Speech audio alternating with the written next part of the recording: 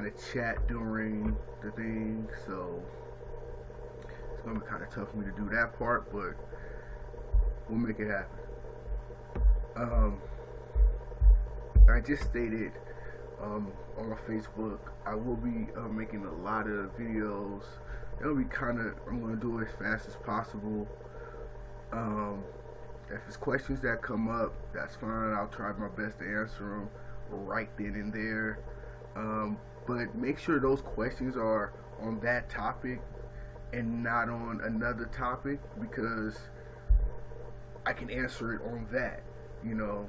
So if we're talking like about Lupe and you want to ask me something about harp, well, that's something I'm gonna do something on harp.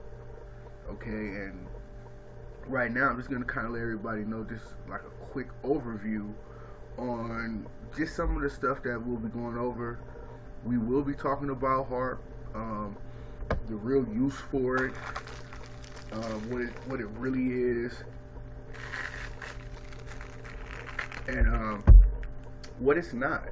Okay, and I know harp has been it's been coming up a lot, basically because with these current hurricanes that's going on, of course people who they follow that type of information, they're going to start connecting it to harp, and they're going to say, well, they're manipulating the weather and they're causing this and that. Now, so that's the only reason why I'm going to even bring that up. I've spoken on harp years ago, and I don't know if you guys have actually got that, but I've spoken on harp a lot. It's pretty old information. Word of manipulation is just a small part of what harp can do, and it's not the essential part of what harp is.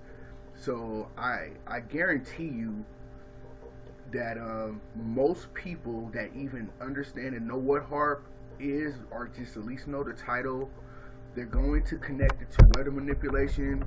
Why? Because that's been pretty much the popular thing for what they think harp is used for, and it's absolutely not the main source of harp. So we will get into that. That is a topic that we're going to cover.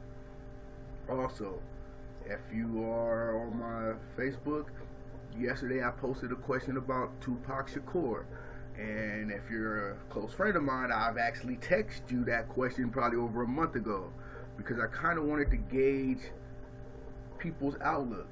And the question that I presented to people was, would you rather have Tupac dead and have the current outlook on him and his legacy be what it is, right?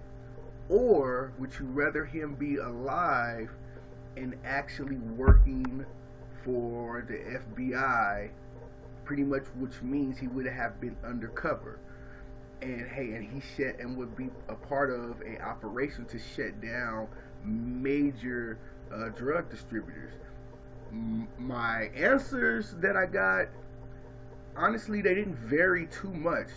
Most people did not want to see Tupac alive and be a feds, and that's mainly because they looked at it as he would be snitching, and that's not the case. Even if he was working with them, that's not the case that he's a snitch. A snitch would be a situation if he was doing something illegal and then he got turned over and he, gave information that way. We're not talking about that. We're talking about, this is his job. This is actually what he does for a living.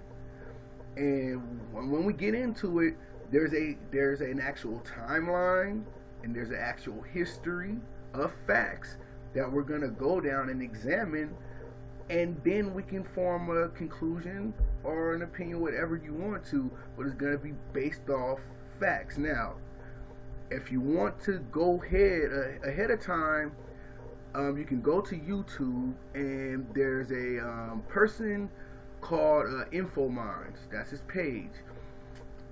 he has a series of videos called Goons of the Industry. Now, these videos does not come to my conclusion. They're not made to come to my conclusion.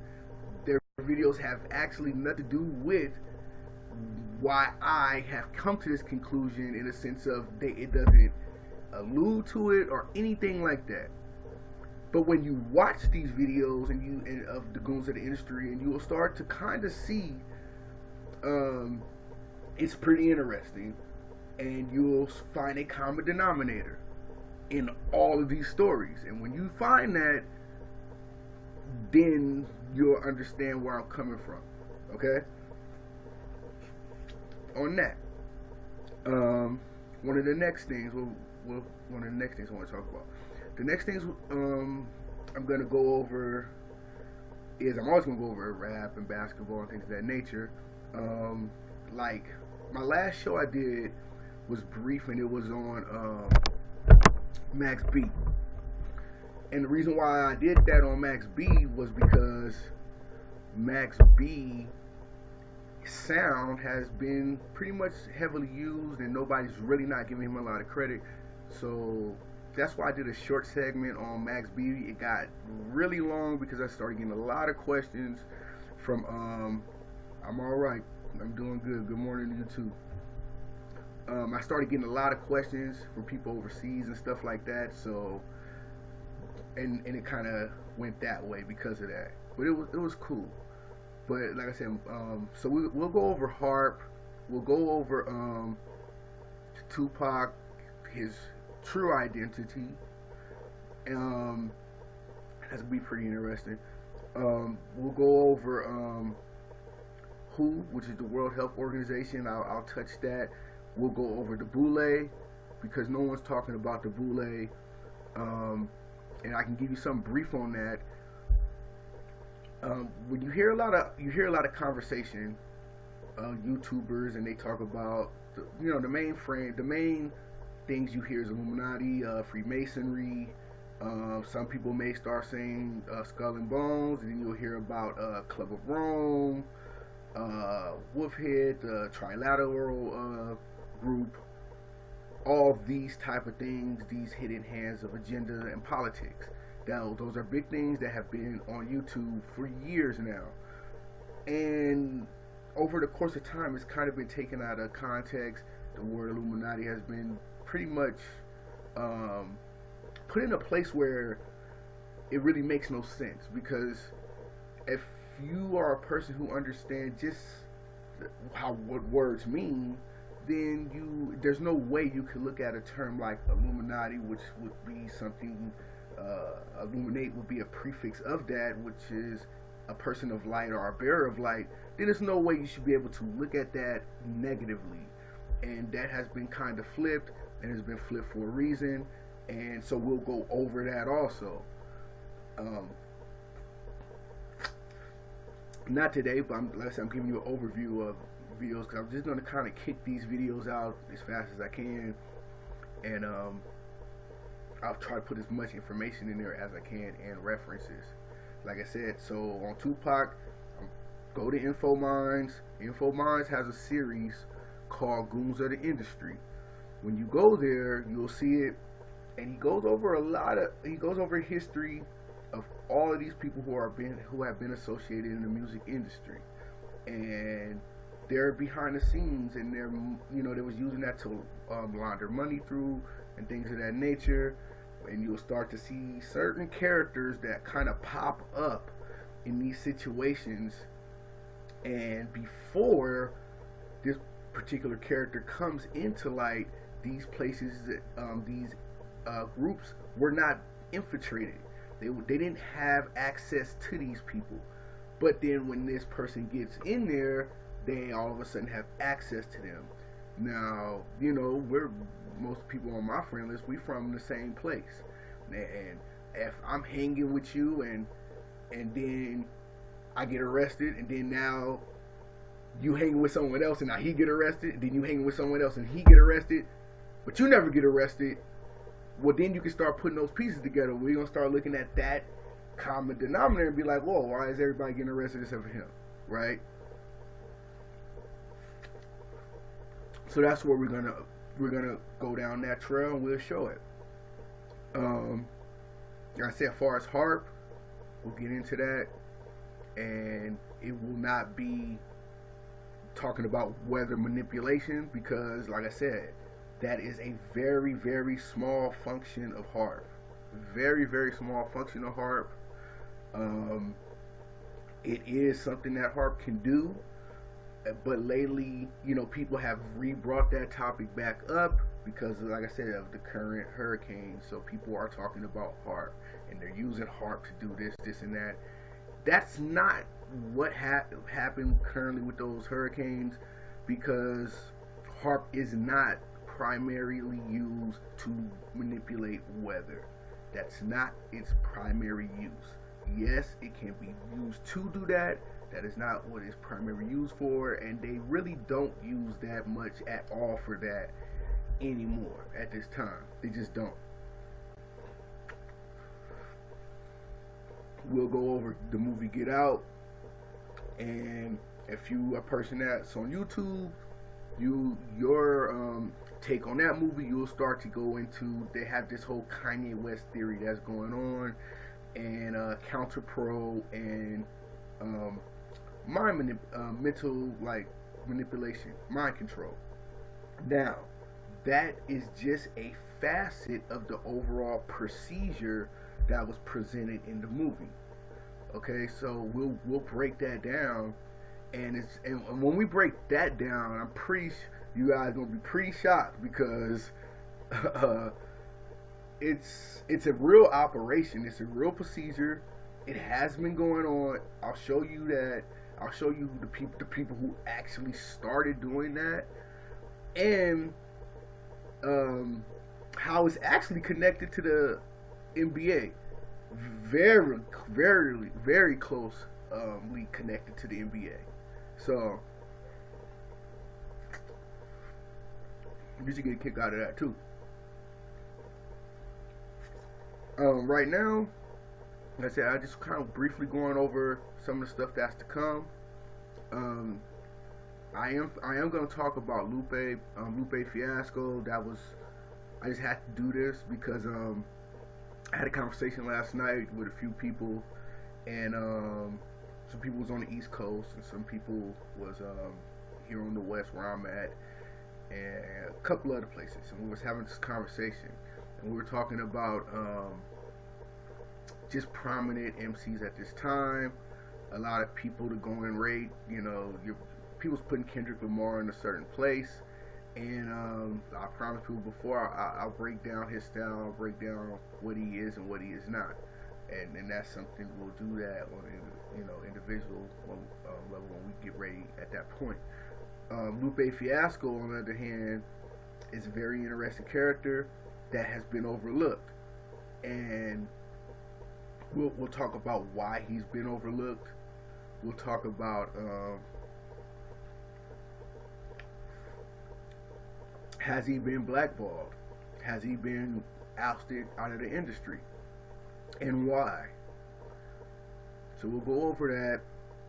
Also, any new music, because I get people, especially the YouNow people, that'll come in, they'll have music that, that is new. I have no problem with playing it live. I'll do that, and get that exposure, but we're also going to critique it too. And if it's whack, I'm gonna say it's whack, and I'm gonna give you some advice on that, on how to make it better, and you can take it or not. That's your prerogative. Also, what else? Something else that I wanted to touch on. I don't know. I don't remember at this time. So for now, after that editorial, we're going to go into Lupe Fiasco. So that's what we're doing right now. Lupe is the subject. And I think one of the first things we got to go with is, who is Lupe Fiasco?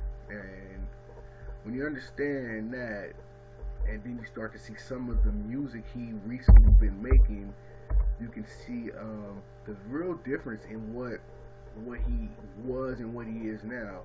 Lupe Fiasco grew up in a Muslim home. That's what his family is, and that's what he represented as far as religion.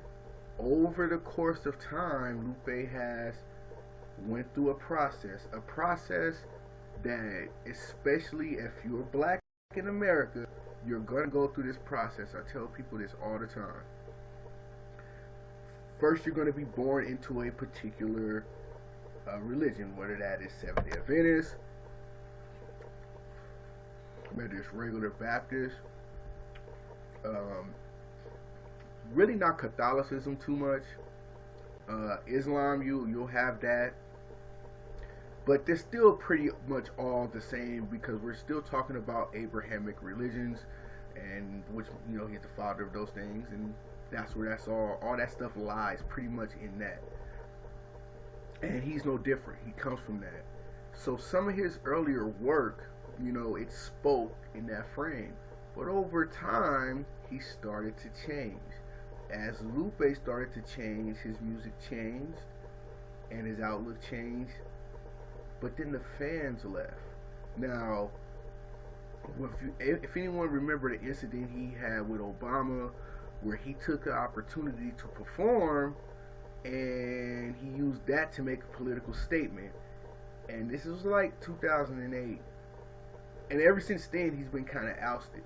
So we've kind of missed a lot of good music. And I'll go over some of the stuff we missed, like The Adoration of a Magi. That song is on not this album, but his album before that. And that album was crazy. No one really listened to it because of where he was at. Most people know Lupe for Kick Push, and I'll play this one, Tokyo Paris.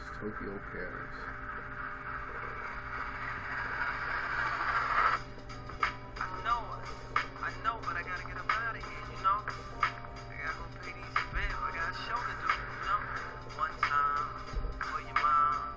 Let's go see Paris. Wake up in Tokyo. Have a dream in New Orleans. Fall in love in Chicago. Man, I love her and I hate to leave her lonely. Ring ring with the iPhone. It was my homie. He said let's hit Japan. If we can make them jam, we can make 100 grand. Spend it in the south of France. Nothing further. I jumped, grab my go-yard truck. Got ready to walk it out like Unk in my John Lennon chucks. That's when I heard murder. You're killing me and filling me with sorrow. Sunrise goodbyes and missing you tomorrows. I turn to see my dream love supreme queen. Nina Stain gonna sing cry. I drop my bags in the flash. That's faster than 180 on that dash, sir. To dry your tears and wipe the rain from my dear like Dasher. Use the dame, use the username to all my passwords. The reason I get fly is Ivan Jasper. I even keep your picture in my passport. Love, love. Wake up in Tokyo. This was on the Cool album, if I'm not mistaken. Yeah, it was on the Cool album.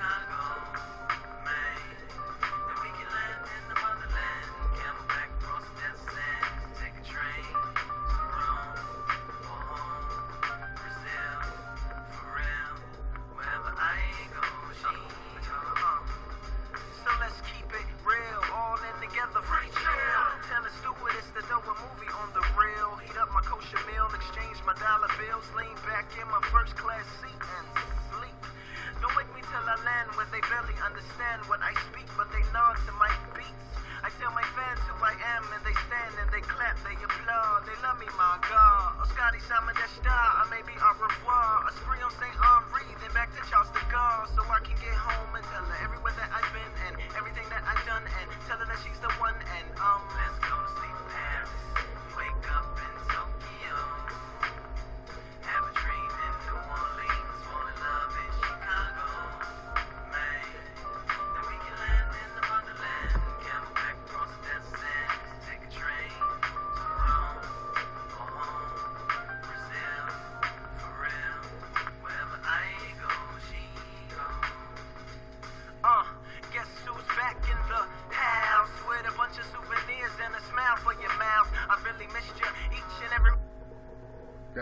of his earlier ones. Here's another one. I'm just going to go over the early parts of what he was doing. Show you the maturation of the artist. This is Dumb It Down.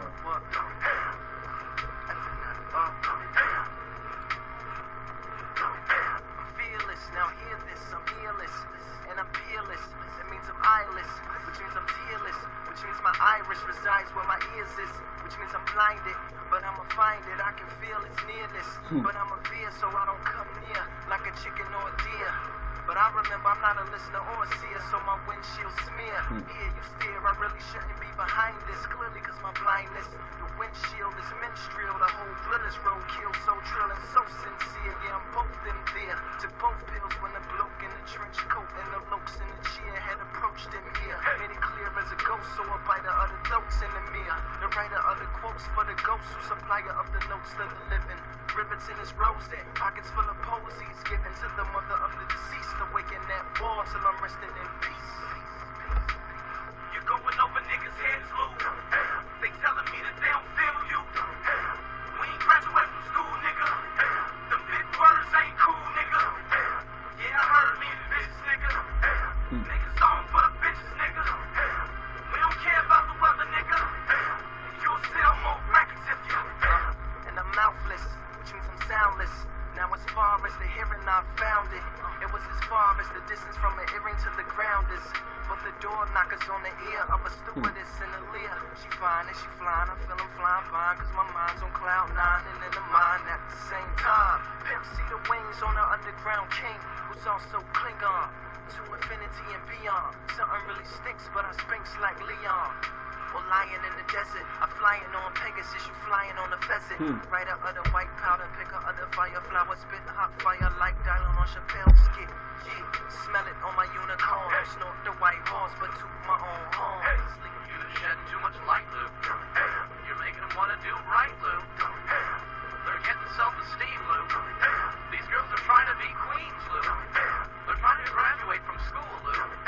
They're starting to think that smart is cool, Luke. They're trying to get about the hood, Luke. I'll tell you what you should do. Now I'm gonna stop right there. So, and yeah, some of his earlier stuff. Now, if you compared it, just that track alone, and we put that to who do we call conscious today? J. Cole and Kendrick. Clearly, you can see remnants of his style in their music also. It's there, it's not hard to tell, and I'm not saying there's anything wrong with that. What I am saying is people need to understand that, and then we can see the difference in what Lupe was doing and what we're seeing now. Because what we're seeing now is it's like a stereotypical so-called conscious rapper. That's what we're seeing now. If you go back and you start looking at 2014 and stuff like that, right? And you look at a J. Cole's, you look at a Kendrick Lamar, their whole dress, everything about them, when they started becoming who they are today, and they found their niche, then they put on certain clothes and they became what you know stereotypically would think. Oh, he's conscious. Oh, he's not combing his hair, he's conscious. You know, he supposedly don't care about fashion. Oh, he's conscious. These are stereotypical things that are connected to so-called conscious rappers, which is pretty stupid, but that's how things are done and that's how they're identified. Lupe didn't fit any of that. Especially at this point. You know, Lupe, his thing that he started, when he say FNF, he's talking about the 1st and 15th. That's the label that he started. And you know, if you know anything about like the welfare system back in the 80s, you got paid on the 1st and the 15th. That's when you got your checks. So that's where you get 1st and 15th from. But it's another song that's pretty interesting in earlier that I think is really overlooked. In my opinion, it's probably one of the dopest songs you're gonna ever hear. And I'm gonna play that for you guys really quick. And when you hear it, and if you guys got, I know everybody got YouTube. If you go to YouTube and type in double burger with cheese, and man, that the song is crazy. So I'm gonna play this for you guys. Now there's a video that's an unofficial video that has been made because he didn't make a video for it. But there's some brilliant people that know how to make videos and edit on YouTube, and they did a wonderful job. It was phenomenal work on this. So you're gonna hear double burger with cheese. Check it out.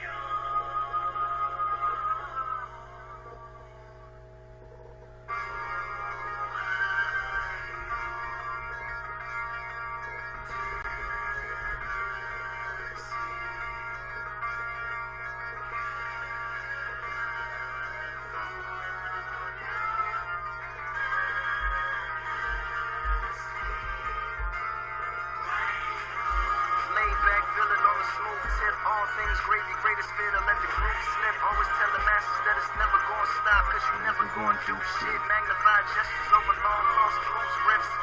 Mop up, sop up the tears for fears with a Q-tip and proceeds to poke out their eyes with a toothpick. Remember when Lorenz taped his hands with the pool stick? A wind came, pistol whip, Chauncey and that fool snitch. Sent to take the bill due, would've went to jail if he wouldn't have got killed. In that drive-by by the duty kid, cause he was like, it ain't mine. And she was like, you the only guy that I do it with. Remember when Pac and Q started fighting over Steel House? They broke her face, still screamed. Raheem told them to chill out. That Jerry Curl blood and Brunk Ricky eating chips. The same guy they was looking for when Ice Cube stopped to let Cube out the whip. And when it's sad how Loco had to have it. And when it's funny when they caught T-Bone dancing with that rabbit, didn't Rocket have the same gun that that old man shot OG Bobby Johnson's son in the back with? Or do I got it backwards? And Bobby Johnson was the one that put his fist up to the glass, and King put his fist up and dapped it. Chicago when Regina had sex inside the mail truck, they left his ass. He reached down to get his hair brushed, and Trey Lot the Furious sitting down getting his hair cut. Yeah, do you remember these? Double burger with cheese. Double burger with cheese. Double burger with cheese, huh? Do you remember these? Double burger with cheese. Double burger with cheese. Double burger with cheese. King told him as he jacked him at the drive-thru, 100 bucks a tail, ride a mask, put the knife to another 100 for the cop who chased New Jersey drive crew. The group who took Ricky Ball crib, a pie room. Kicked old boy, told him he could buy 100 balls. Little Bobby used to spare to iron out his overalls. Who knew in the few he would had a gun aim and came ahead of niggas dating skating on his Mustang. Remember when the whole crowd stopped and got tense, then they cheered when Steel put his hand up on the fence. And when G Money first got mad to the cocaine and Chris Tucker OD there watching Soul Train. Cameron shot him in the car and took his gold chain. Nino was free till he met up with that old man. Ice-T was there and he oversaw the whole thing. Mello lost his legs just to get up out the dope game.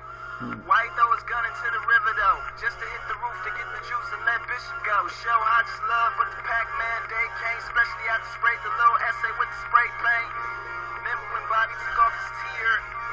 When Dope Boy disappeared after his brother died and he said nobody cared. I still do, after all these years. Because he should have played ball. Ricky ain't deserved none of that at all. These are just an illustration of a few scenes to help raise a generation. I'm gonna stop it right there. So, like he said, this is just an illustration of a few genes that made a generation. And I don't know if you guys are familiar with that song. And if you have saw the video, if you're listening to it and you remember those movies from the late 80s to the 90s, that's what he did. He took Boys in the Hood, Menace to Society, South Central, Poetic Justice was in there. I think I've said it off in there. He might have threw in a line from that.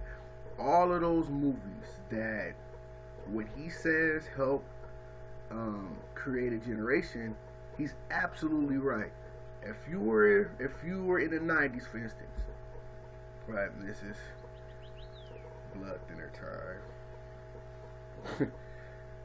I take my blood thinners at that time. But anyway, if you were just think about when Menace to Society came out, and O-Dog used to wear these braids. He would have it shaved, and then the top part would be like these braids, and it would be in twists. Now Criss Cross did that, but by the time it got to O-Dog, it became different, because you wouldn't catch somebody who's supposedly banging with that particular style until O-Dog wore it. Then you saw somebody who would bang that they would wear that style. Prior to that, it was just more of some kiddie, like I said, Criss Cross was the people that was doing that, so it was kind of in that realm. But after Menace to Society, it became O-Dog's look. And if you're familiar with the movie, O-Dog was the one. He was just, I didn't give a fuck. I'm going out blasting and all of that. Ironically enough, he's the only one that didn't get killed. Kane died. The Muslim guy got killed. He died, and I don't think the football player died in that movie. But he takes all of these movies, breaks down different scenes, gives it to you, and lets you know what it did to a generation of people. Now that's very important, because when we start talking about propaganda, when we start talking about pre-predicting society and things of that nature, where you show people what you want them to become, right?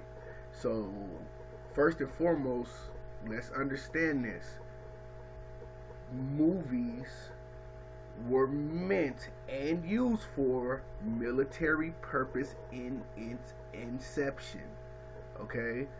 Let's understand that point first and foremost, so we'll get it. Because if you don't understand that, then a lot of this stuff you're not gonna really get to why they even making these kind of movies. Okay? So you gotta understand that first and foremost. Movies are and were in its inception used for military purposes first, and even print media for that matter. If you're familiar with history, we know what Hitler did to France. He decided to fly over there and drop all of these letters, pretty much saying that France was taken over, and then he destroyed them. This is all before it happened. He put that into their mindset first and foremost. This is what people who control society does now, also with movies, television shows. If you go back to the 90s, you had daytime talk shows, right? Like Ricky Lake, Jerry Springer, those type of shows. And at those times, we were seeing things like transgenders and people getting tricked into having homosexual acts and things of that nature, and those things was all presented to us on a TV show. Now we look at that and it's a norm. So you get an idea of what they're doing. So you're watching the things you're watching on TV, the things you're being showed. It's pre-programming society to be what we see now today. And they may start that 10 to 20 years beforehand, and then we see it manifest now. Same thing when you think about transit systems, freeways and stuff like that of that nature.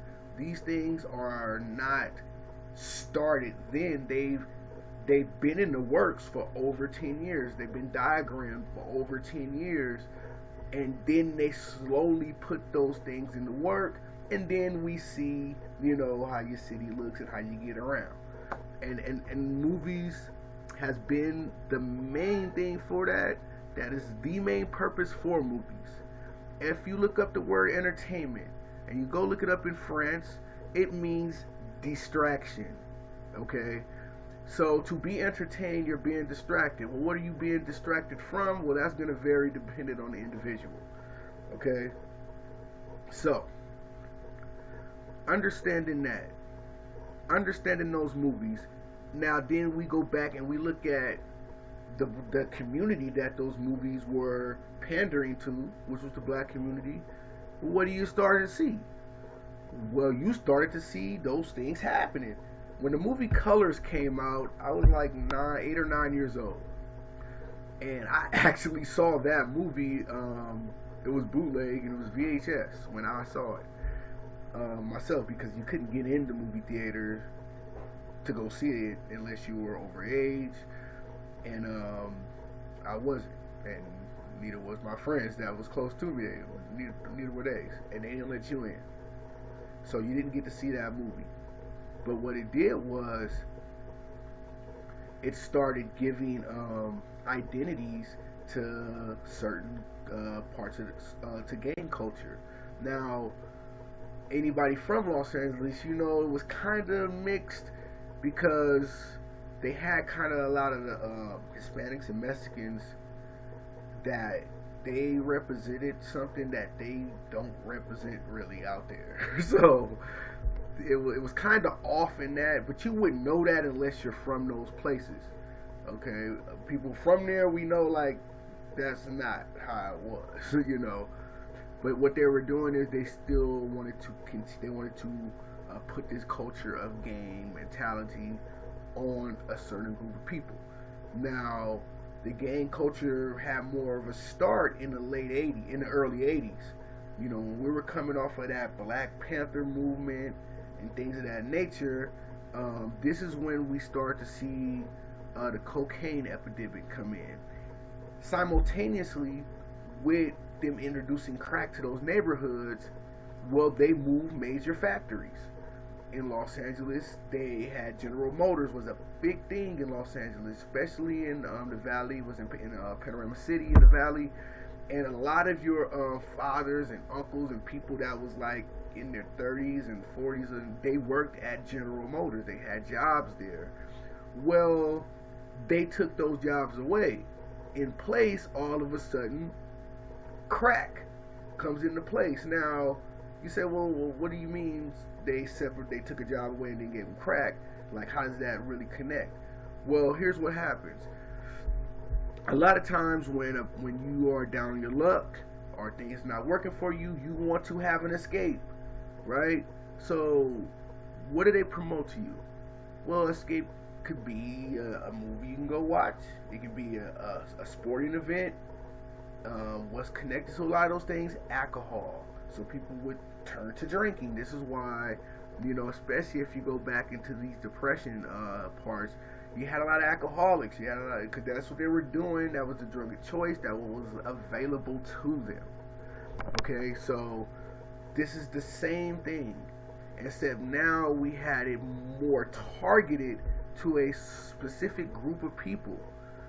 And we know this because we know that we saw the Oliver North trial. If you guys don't know who Oliver North is, he was a commander. And he was a big part in the CIA also, where they were going over to Nicaragua, and these are called the Contra Wars.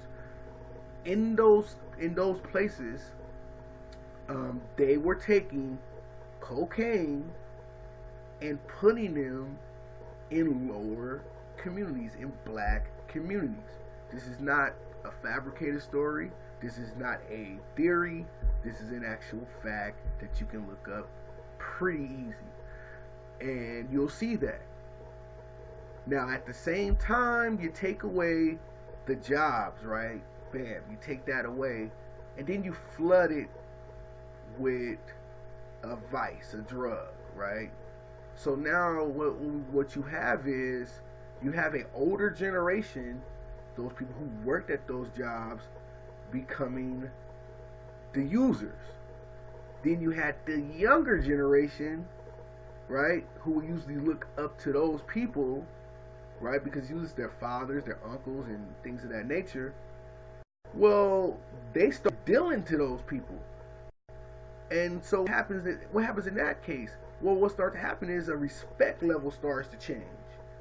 Especially, let's not even get into if we start talking about women, think about the women that started getting drugged out, and then they would perform lewd acts on a child, that they wouldn't do that in their right mind.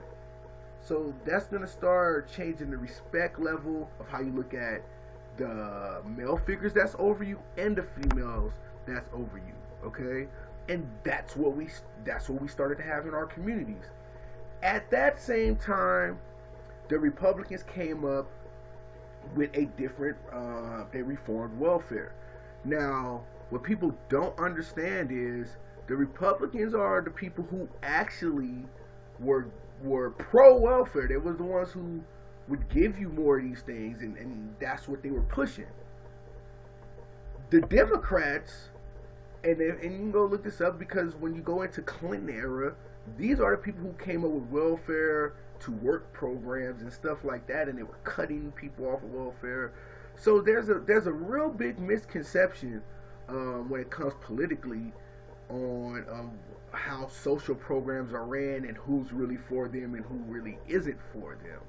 Because historically, you can easily find out that it's the Republicans who are the ones who put welfare in place and who thought this was good, that people needed that as a break, a means, to survive. And it was the Democrats who were putting more laws in there for welfare, putting more restrictions, and taking from people who needed that assistance.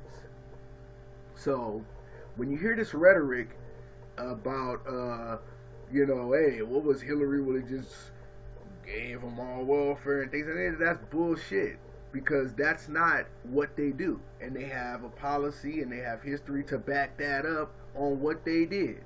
So you can clearly kill that bullshit just by doing a very, very, very little bit of search for information, because it's not anything hard or esoteric or hidden in any kind of way. Alright? So, but back to Lupe, this song pretty much talked about all of that. And what you have is you had a generation of kids who were pretty much, they was taught that the people over them were an addict, and they treated them that way, and they lost respect for them. But then there were no jobs. There were absolutely no opportunities for these young people to go and work. And they knew that. They took those programs also out of those communities. So what ended up happening is, this is how you get the whole gang culture also. When we look at gangs, naive way of looking at gangs is they're just fighting over the color red and the color blue. That is the most naive, I don't know shit about gangs way of looking at it, because that's not what it's about. Yes, those colors help represent certain, parties, but that's not, you're not just getting killed because you're wearing a color, okay? Because what you got to understand is, as in anything, like if you look at our military, for instance, they go, when they went into Iraq and Afghanistan, and when they take over these places, what do? They take over the resources there, right? They put their embassy here, and then they have the poppy fields behind that. So now all of that's considered American territory, right? And that's where you get a lot of the opioids from, that area. And it's the same thing. You got a group of people, they have a product. and they have people that go to their store or whatever they're doing that buy that stuff. Well, you want to take over that particular spot. How do you do that? Well, what America has showed you is you go out there with your guns and your military, you shoot shit up, and you take it over. That's their real example of doing that. That's what they do. It's not a lie. That's exactly what they do. Okay? But when you bring that home and you see this is in one of these poor black communities and they're actually doing the same thing that your government is doing, well, now we got to create a task force to stop that. Right? So what started to happen? Well, we saw a lot of change in laws. We started seeing cocaine powder form. People, they were lenient. It was a good social drug. It was acceptable. Crack became something that they think made demons. And they were putting people in prison. Now, I ain't talking about people who sold it. They were talking about people who used it. They were putting users in prison for 5, 10, 15 years for little bitty pieces of crack. And then you get this balloon population in the prison system. And then when you understand the prison complex and you start to say, well, wait a minute, these people are working on pennies on the dollar. I'm talking like 3 cents an hour that these people work. And they don't just build, don't think about some cartoon shit where they just pressing out license plates. They building furniture and all type of shit for major companies. Okay, so when you hear this whole story of, well, Nike got these kids over here and they're not paying them shit and all of that, well, what do you think is going on in America? They got these people that are put in prison, right, off of something. They set them up, so pretty much it's entrapment, really, and they have them working pennies on the dollar. That's what's going on. Okay, understand that. Now, you use the music like rap, well, you start to say, well, which artist gets the most publicity? Right? Now, at this point in time, we would say so-called negative artists. And we'll go down to people like NWA. Well, NWA really wasn't negative, okay? You know, you use the term fuck the police and then you run with it and you think, oh, if it was like that. But no, it really wasn't. What they were doing is they were actually telling people what was going on in these places and how we can combat that. They wasn't telling you how to sell drugs. Okay, there's no NWA album that teaches you how to take cocaine, mix it and all that, and make it and change it into crack. There's no NWA song like that. There is other songs way after that have talked about it. You know, after it was pretty much everybody knew it already. Okay. And another question you got to ask yourself now, if you got kids that is, because I'm talking 13, 14, 15, 16-year-old kids, right? Who taught these kids how to take cocaine and rock it up to crack? Who taught them that? They didn't learn that shit in school. Somebody had to show them that. You understand? Like, these are strategic things that has happened to a particular group of people in a particular community that is grossly overlooked. And because of that, negative stereotypes continue to grow and become mainstays in people's minds where it's absolutely not the truth.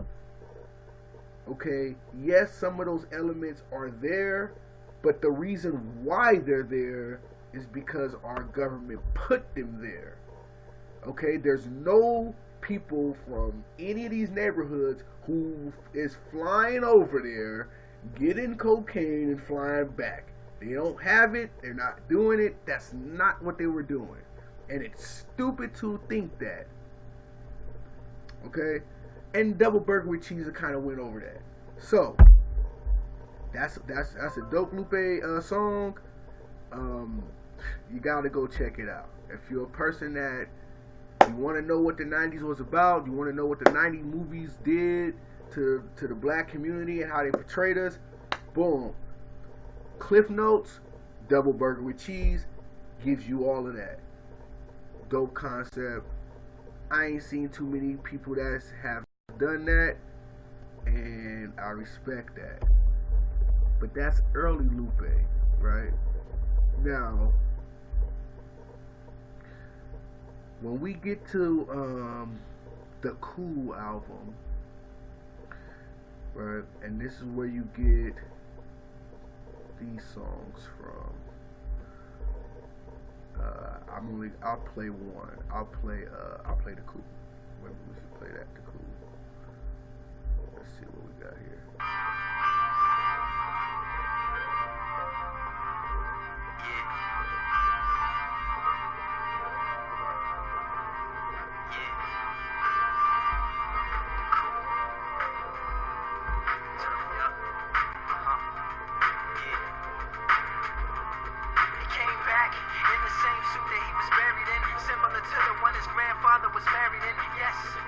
Not that one. No, I don't want that one. I don't want that one. This is what I want. The Coolest. Check this out. Now, if you already heard this, you already know where it's going. If you didn't, check it out.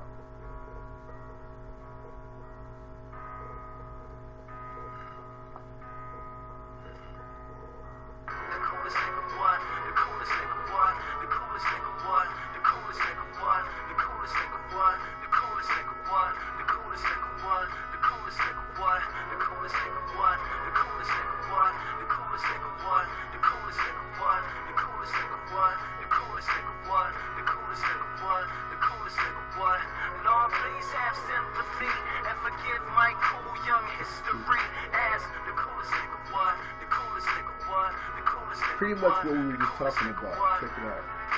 I love the law, but sometimes it's like that I love me more. I love the peace and I love the war. I love the seas and I love the shore. No love for no beach, baby, that's law.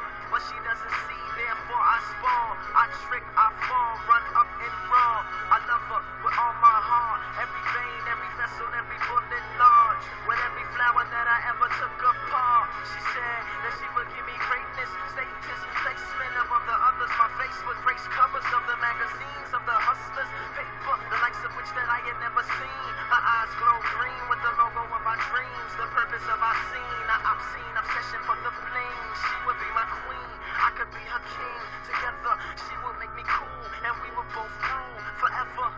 And I would never feel pain, and never be without pleasure, ever again. And if the rain stops, and everything's dry, she would cry just so I could drink the tears from my eyes. She teach me how to fly, even cushion my fall if my engines ever stall, and I'm plummet from the sky. But she would keep me high, and if I ever die, she would commission my image on her bosom to him.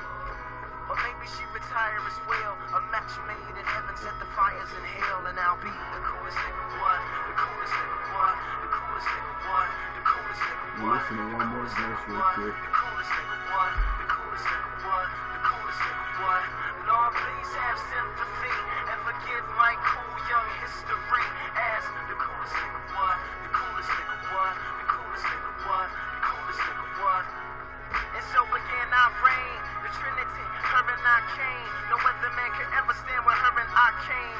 Hella hard, umbrella, whatever, but plow it over pellet pains. And pray to God that the floods subside. Cause you gon' need a sub till he does reply. And not one of Jared's, you think it's all errand. And everything's irate, a nerd supply. That means a nerd July inside my endless summer. That was just the eye of the hunger.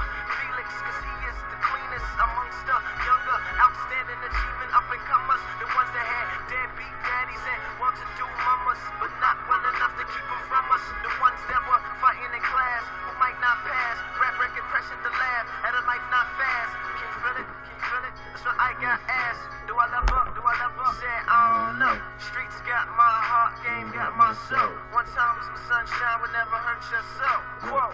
To a crying, dishonored baby mama, who's the mama to a daughter that I had fathered from afar. My new lady gave me a Mercedes and a necklace with a solid gold key, like the starter of a car, the opener of a door, or 2 pounds of raw. You gave me a baby, but what about lately? Then ha ha ha ha hard, right up in her face, G. That's more fish in the sea. I'm on my mission to be the coolest nigga. The coolest nigga. And that's pretty much going on what we're talking about, like with double burger with cheese, being the coolest nigga, being the one in your neighborhood who's you're selling it, you're sleeping around, you got stuff like that. You're not claiming your kids, you're living that wild life, and you're being the coolest nigga.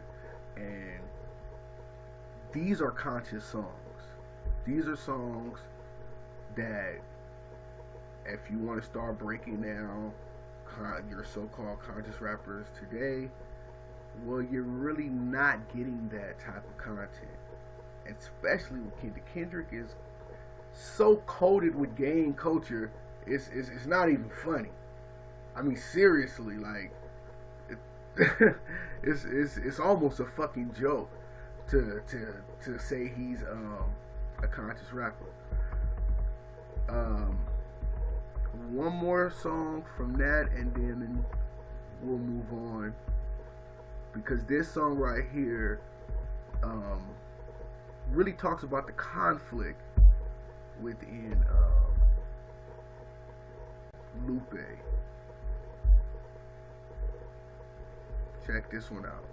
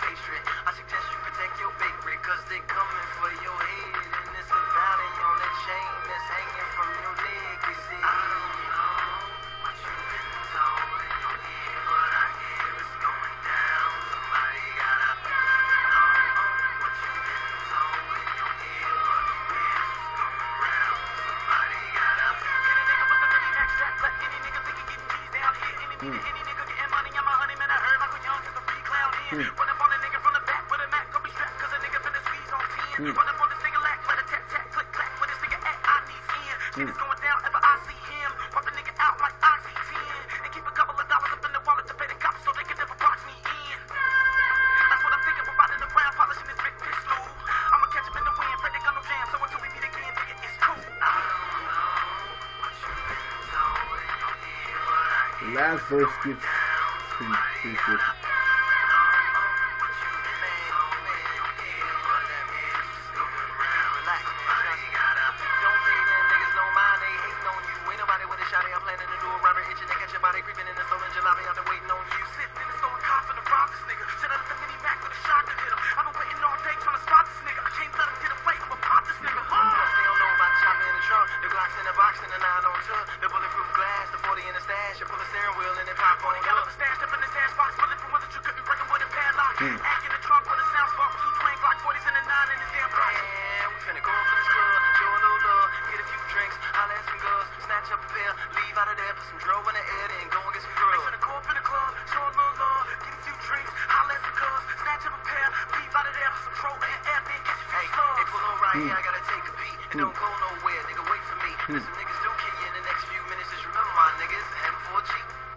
It's crazy, yeah. Hey, hold us right there. I'll be right back. I think that so, hey, man. Hey, don't leave. Hey, don't leave. I'll be back.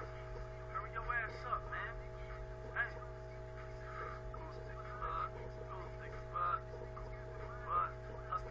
Alright. Hey, man. Damn. Hurry your ass up.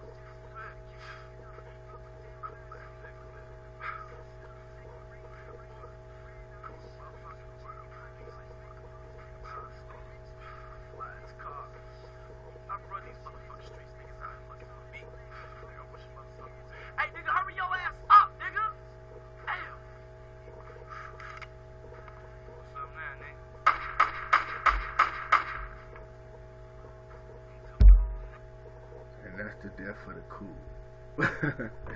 So it's pretty interesting, that song. And that's on his Cool album, which is his second album. Now Lupe, still at this point, he's in the same place when we speak about like spirituality and religion. He's in the same place, still Islam, things of that nature, right? But this is what we're talking about. Really breaking down what goes on, showing the negative, showing the ills of it, and that's real conscious music, because honestly, that's real reality. That, you know, it usually goes down that way. There's never too much of a story where the guy who sold the most dope lives happily ever after. Now there is stories that people who have reformed and they don't do that no more and they live clean lives now. That has happened a lot, actually, but there's no stories like on Sugar Hill. You know, yeah, he couldn't walk no more, but he still had that drug money. That rarely, if ever, I have not seen it happen like that. Okay, but here's where Lupe starts to change, and this is where first off, I'm gonna go here. I'm gonna go to SLR2.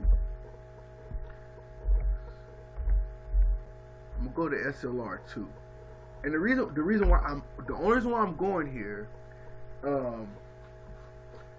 is because people have the idea that no one really wants to give it to Kendrick Lamar.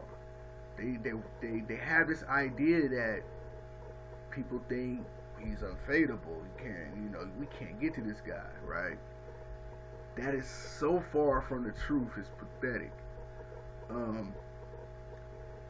SLR2 is connected with back when the Control verse came out, right? And when the Control verse came out, the song rather, we call it the Control verse because they kind of like took everybody else and just said, fuck it, let's listen to Kendrick's verse. And you had a slew of people writing replies, right? Coming back. You had Los and I forgot that one dude from the East Coast. He had all these people making replies, and some stuff Kendrick actually spoke on, and on that track, you know, he gives you the idea that, hey, now I was talking on some MC shit. If you want it, you can get it. Anyone can get it, right? He gives you that idea. But what has he actually done? Well, let's see what happens when Lupe Fiasco says, okay, I'll take that challenge, right? Let's see what happens. This is SLR2. Directed solely at Kendrick Lamar. Check it out. It's pretty dope. For real though, like for real though. You know what I'm saying? I don't even. It's like niggas must forget who the fuck did what the fuck, when the fuck, when niggas was still not the fuck, or whatever. Fine, man. Say, dear Lord, have mercy on my banana clips. Give them half, call it their banana splits. But my halves is really like a banana six. Do these bananas have any idea who they on the planet with? Apes. Eat you bananas to the grits. That mean your bitch got a banana in her fist and wine on her chin. Get these heathens off my trunk and all of these swine up off my rim. Trying to take a shine up off my Benz. SLR, nigga, please. Niggas about to go to work, so these bitches gon' have to leave. You gon' roll around with that beat while nigga just roll up my sleeve. Got body plans so I can ride it stand so I can open up my cheese. Blue D-boy, do Bruce Leroy, do Destroy, do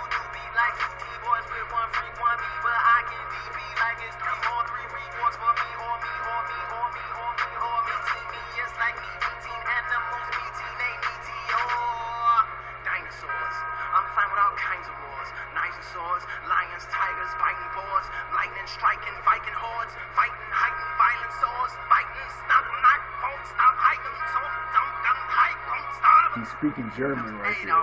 reacting to my new shit. Translation, how come he can't be as evil as Luke get? Well, that's cause you ain't Luke, bitch. Took 2 sips of the Holy Grail, then I backed up and I turned around and I bent over and dude, shit. I love He was on for that part. Holy Grail, I'm gonna do a whole thing on Holy Grail. People slept on the Holy Grail. Rapping like they too, they be acting like they you, man. That's Woo! shit. What happened to the gang? Niggas think they japping cause they rapping like they Wayne.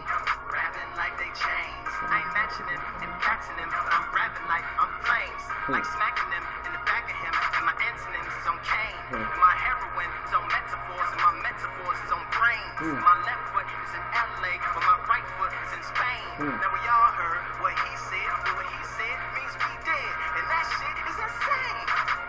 He's so creep. Look at the little B. Nigga, you ain't nah. Nigga, you ain't cheesy. I'm gonna stop it right there. Now, when he came out with that, he was asked, Kendrick was asked about that, and he really didn't have much to say. Okay, he don't want no part. He don't want no parts of Lupe. He don't want no part. And there's actually very few people he do want, you know. Even the jabs between him and Drake, I can't honestly say he really want to do that with Drake because I don't see it. Now, here's the difference, and I was just talking to my brother about this last night. You know, the machine behind Kendrick is the usual suspects. You know, you got your Interscope, Aftermath, Eminem, Dre, all of those people. These are the usual suspects. That's the machine who propels Kendrick. We know that. So when you battle a person like him, understand you're battling that machine. Okay? And that's tough. Because it's not really like it's not bar for bar, but you're not really gonna be able to do that. Why? Because number one, their machine can censor your shit. A lot of things was happening in the early 2000s, like when we go back and we see the 50 Cent and Ja Rule, for instance.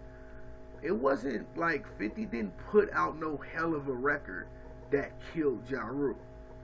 And if you think Wankster was a hell of a record, the fucking title alone is corny. So I don't know where you're coming from with that. And there's no verse or anything that you can really play a 50 that you say, yo, he just killed Ja Rule on that. You know? He kind of tried to ridicule what Ja Rule was doing to stay on top, only later to follow the same path that Ja Rule was on. Pure bullshit. Okay, this is around the time when everybody was talking about 50's the hottest artist and he's on top. Meanwhile, he didn't even have a song out yet. Okay, now we're talking about the mixtape. We're not living in an era at that point in time. The internet wasn't prevalent like that. So you didn't get that mixtape. I don't even know how many people even really listen to How to Rob actually. Probably there's not very many people that actually heard the song. The song's okay, but it's nothing to say he's better than anyone else like that. I mean, there's been a lot of songs similar to that. Okay, so you gotta understand the machine behind the people you're battling. And that is the machine who pumped out Kendrick Lamar. Now, I'm not just going to sit here and say Kendrick is whack. I don't think he's whack. But he is very inconsistent. Very inconsistent when he says certain things and then he does other things. And people attribute those type of behaviors to people like Tupac. And they really do that wrong. It's really a misunderstanding when it comes to that. So this is around this time. At this point, Now Lupe has already went to the White House. He's already been ousted. Not very many people is even giving a damn about Lupe Fiasco at this time. Why?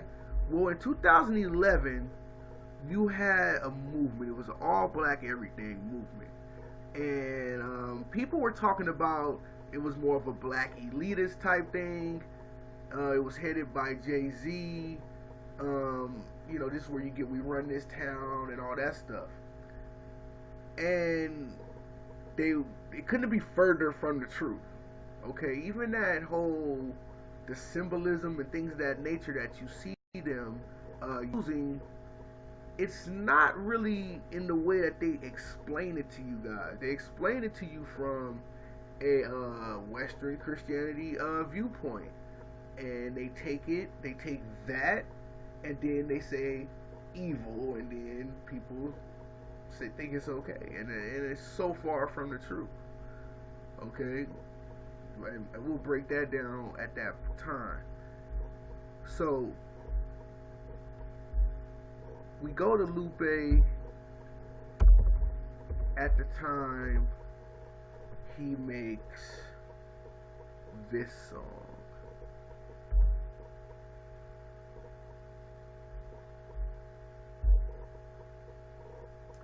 Now this song here is equivalent to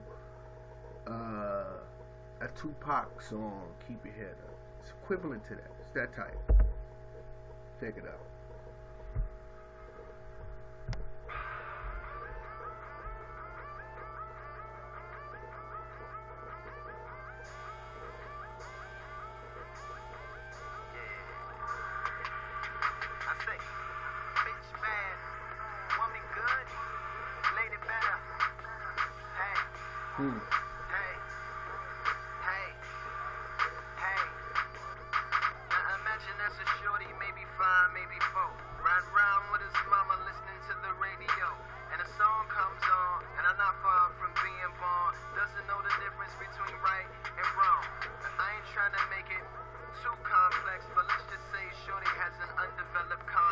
About the perception of women these days. His mama sings along, and this what she says.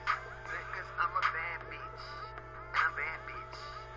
79, far above average. And maybe other rhyming words like cabbage and savage and baby carriage and other things that match it. Couple of things that happen here. First, he's relating the word bitch with his mama, comma. And because she's relating to herself, his most important source of health and mental health, he makes you respect for designer. Bitch bad. That is very important. Very important to understand that verse. Because like we spoke about earlier, when crack became prevalent in those black communities, we started seeing a shift of respect. We stopped seeing people, the younger people, looking up to the older people. Why? Because they're the ones buying the dope. And they started looking at women differently because what? These are the women who are now performing sexual acts for the dope. Okay? And this is where the community gets all mixed up. It's horrible what happens. You know, I mean, stuff like that happens with to inner family members. I mean, it just didn't stop. What crack did is it's horrible. I mean, you want to talk about genocide and you want and Holocaust. I mean, it's crazy. But all you had to do is just look at the prison numbers now, and then go back and look at the murder rate, and then look at what happened from a psychological level, and how a lot of people got destroyed that way mentally. And then we can put these numbers up and start to see how it was destroyed, and you connect it to a Holocaust type experience. And those numbers itself is debated. I don't really want to get into those numbers, right? Because that's not what I'm talking about solely. So yeah, we can have that conversation too. Easy, and it's easy to break down. I'll play one more verse from this song.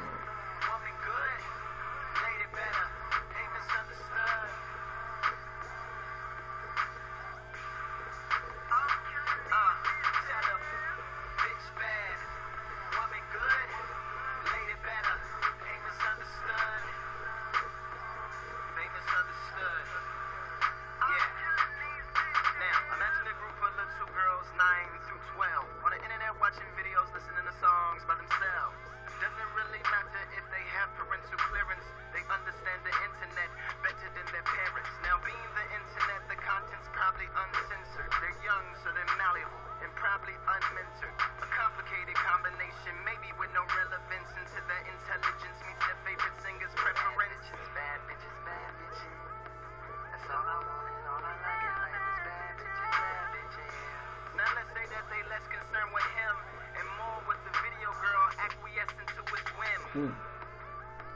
The plot thickens. High heels, long hair, fat booty, slim. Reality check, I'm not tripping. They don't see a paid actress, just what makes a bad bitch. Bitch bad, woman good. Now you understand. Now you're starting to get the difference. Now you can really start to see what conscious rap is and what it is not. You can really start to get an understanding of, if you're a so-called conscious rapper and you're talking about social issues and ills in your community, and you're actually breaking down what those ills are and how they are applied to the people in that area, then you can start having solutions. That is not happening with our so-called conscious rappers of today. They are not doing that. They're making different statements, but they're not giving you any solutions. They're really not giving you any causes.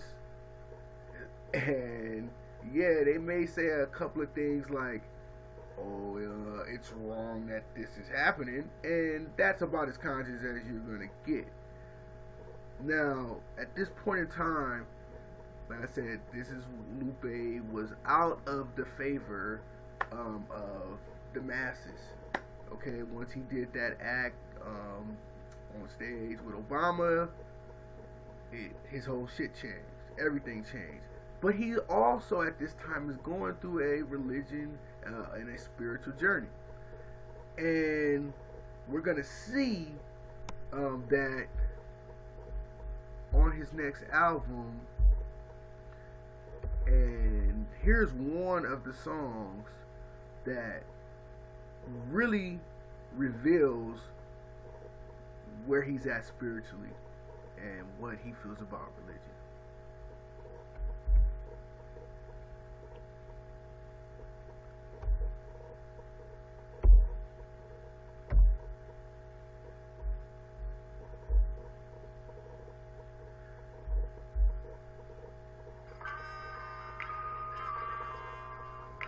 Now this is Adoration of the Magi.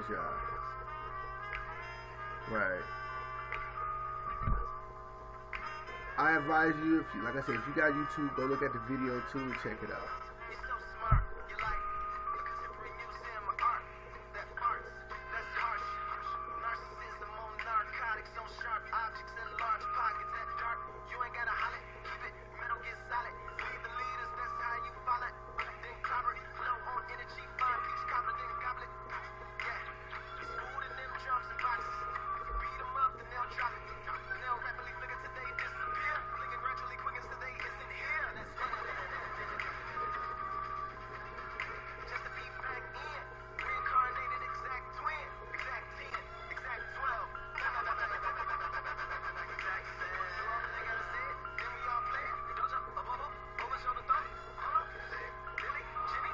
Keep it on the low.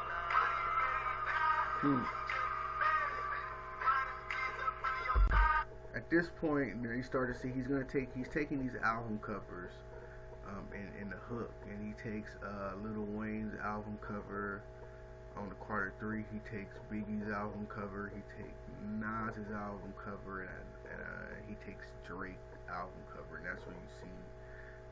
It's in the hook, and he speaks on the expressions that they're giving you on those album covers, and he's saying they're just a baby. Now in that first verse, he's setting up where he's gonna go.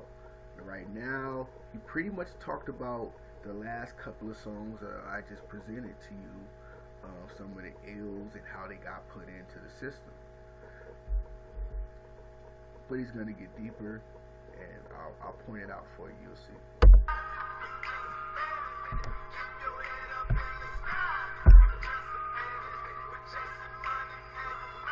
Nirvana. That's that.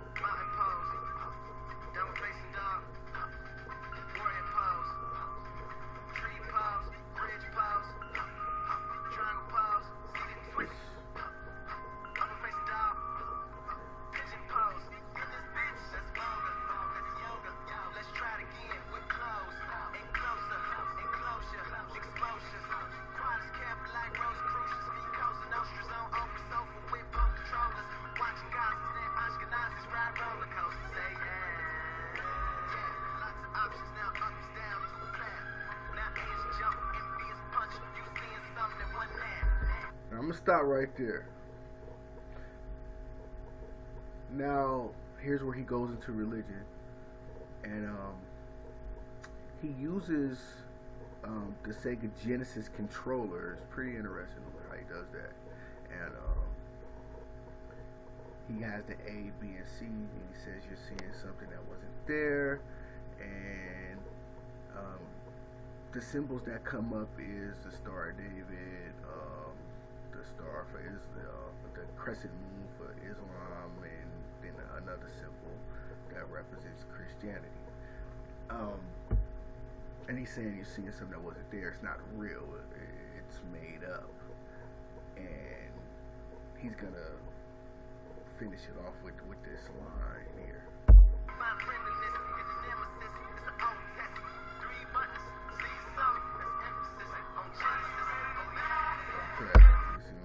So that's emphasis on Genesis, the book of Genesis, you know. So here's the thing. This person, you know, he's going through this transformation spiritually, somewhat politically, because I don't know where he really stood prior to Obama. I would say, I guess he was more of a person who was like, get out and vote and blah blah blah, you know, considering he was invited to the White House at that time. So I guess that's what he was doing. But after that, he gets opened up. He starts to realize certain things in the system and certain ills that makes the system what it is. And we can delve into that a little bit. For instance, when we talk about the United States, when we say it is a Christian nation, right? Now, a lot of the laws coincide with some laws that are in the Bible. Okay. So this is where we start to get our connection. Meanwhile, they tell you there's supposed to be a separation between church and state. Well, there clearly can't be when you claim to be a Christian nation and you take laws out of that book. So where the fuck are you gonna get the separation from? I don't know. It doesn't even make sense. But that's what's claimed. Okay? It's bullshit. So, the process that I've told people this on my page. If you're a black man in America, the reason why I'm using, for one, I'm black, as you can see, a black man in America, And this is a process you're gonna go through if you want to know the truth. Um, because I've been through it. You're gonna, for me personally, I come from a Christian background, Baptist church, not Southern Baptist, regular Baptist, and we heard the same stories, and we sang, and then we do shit that we're not supposed to do on every other day but Sunday, right? and that's pretty much how most people are living in America and blacks in general. Like, there's no one sitting there really talking about we're following these laws. It's just not happening. Okay? First off, a lot of people who take on that faith, they dismiss the Old Testament. Well, that's where your commandments are. So if you dismiss that, then why are you upholding the commandments? It makes no sense. But a lot of people in that faith does that. They say they don't dismiss it, but they do. How do I know that? Because there's also dietary laws in that Old Testament also, which they claim to say, well, after Christ came, we don't have to abide by those dietary laws anymore, right? And which is total nonsense, because what those dietary laws talk about and unclean animals, it really has a lot more to do with science and understanding the body. Certain things that you eat are going to cause the body to work a certain way, right? And therefore you should not eat these things because they can't be properly digested. Just like there's no such thing as a fucking organic piece of pork. There's no such thing as that. If you hear some nonsense like that, it makes no sense. Pigs don't have sweat glands, okay? That's me. You need to understand that. They have no sweat glands, so they cannot cleanse themselves. The impurities that's within them cannot come out.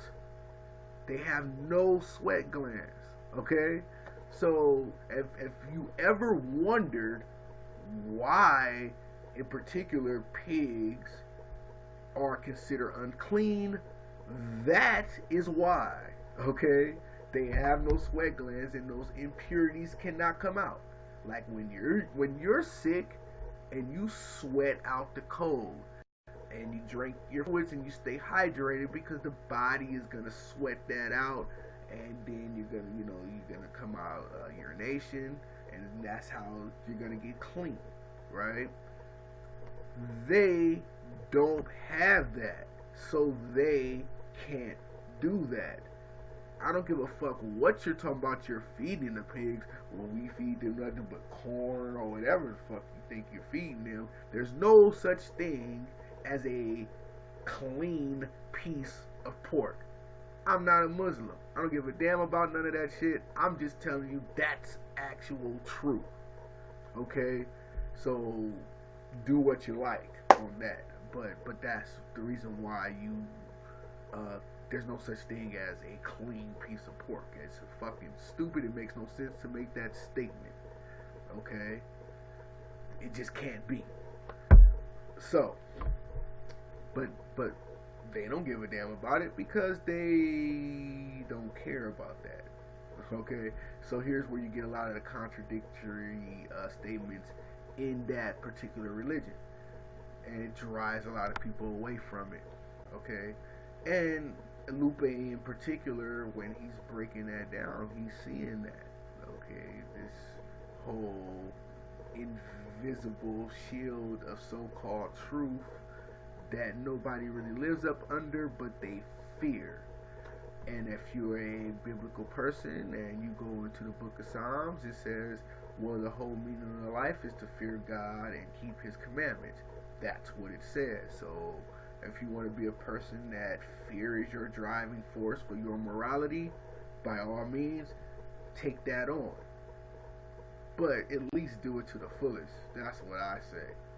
Okay, but let's finish up this from Rupert.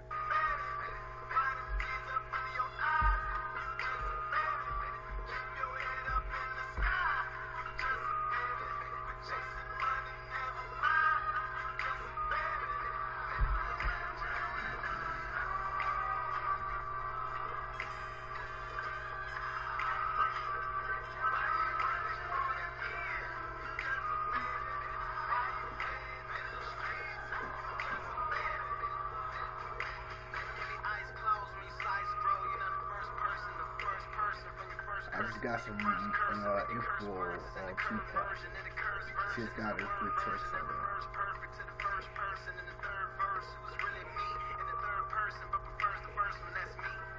Again.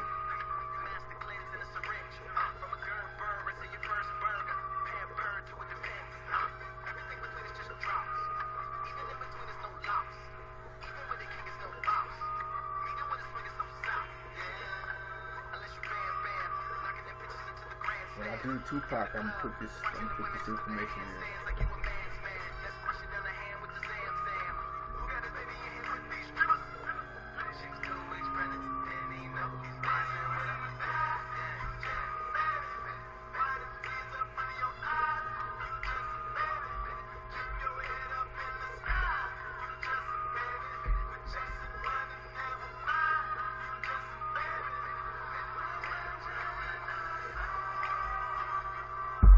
So, pretty much on this song,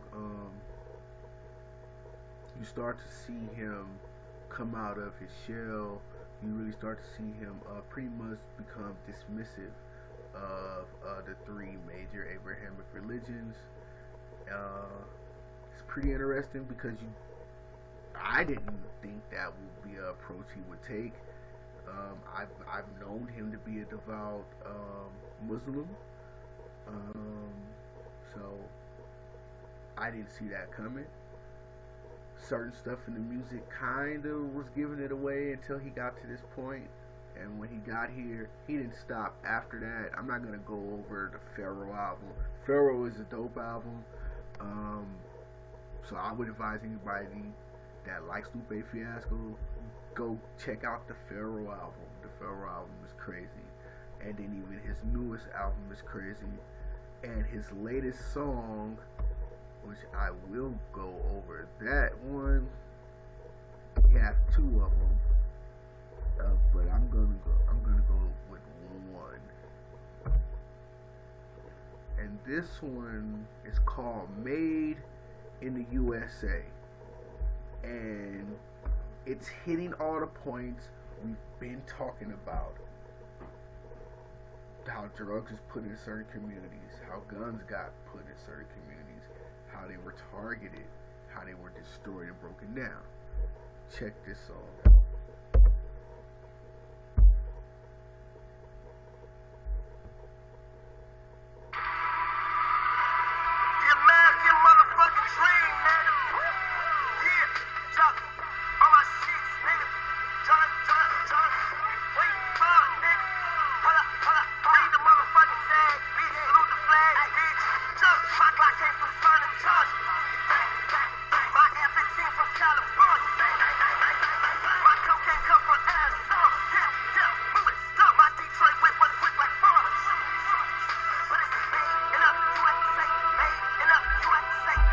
out. What he just broke down just right there, he talked about the weapons, where they came from, where they're made from, and on the video he's showing them how they're being used also. And made in the USA is where he talks about it. He goes, you know, like my cocaine is from Arizona, you know, of course that's closest to the Mexican border, so he's letting you know that. He's letting you know where the gun factory is. This particular gun was made in California and things of that nature.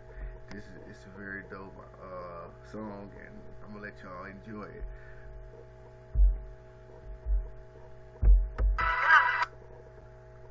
Come on, man. That's not what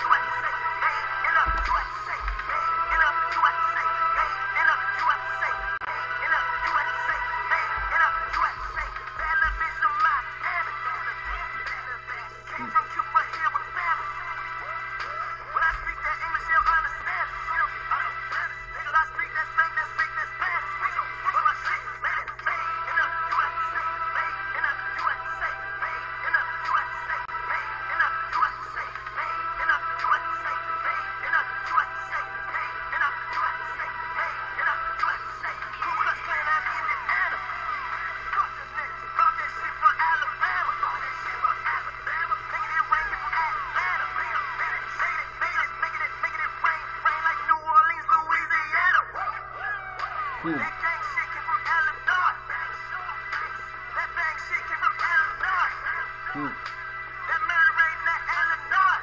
The AR-15, that bitch that made it Illinois.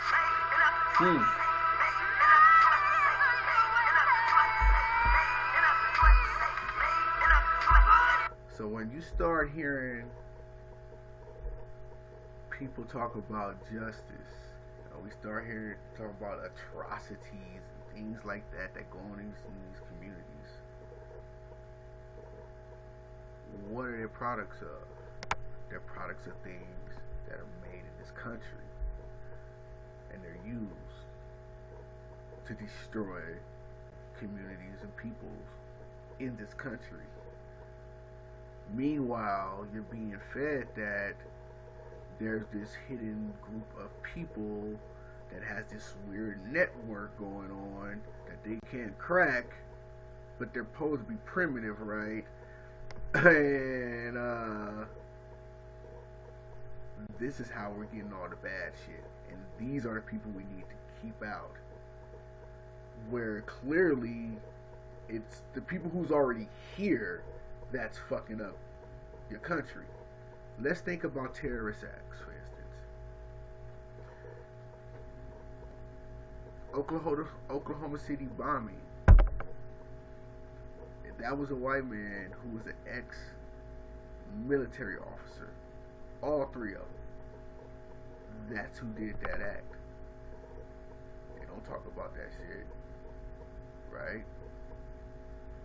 White militant groups have been pretty much a lot of the main source for so-called terrorism and terrorist acts that have happened in America.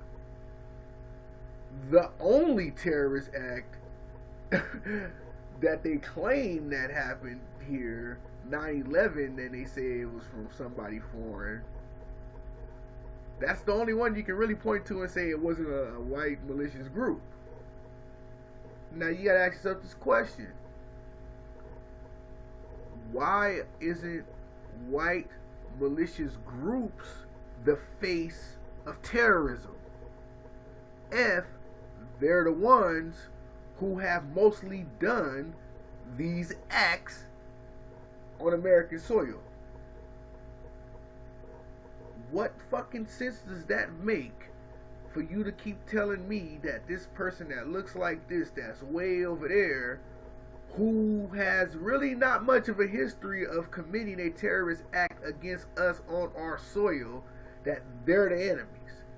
When these people here who looks like that are the ones who we know have committed these acts on American soil against so-called Americans.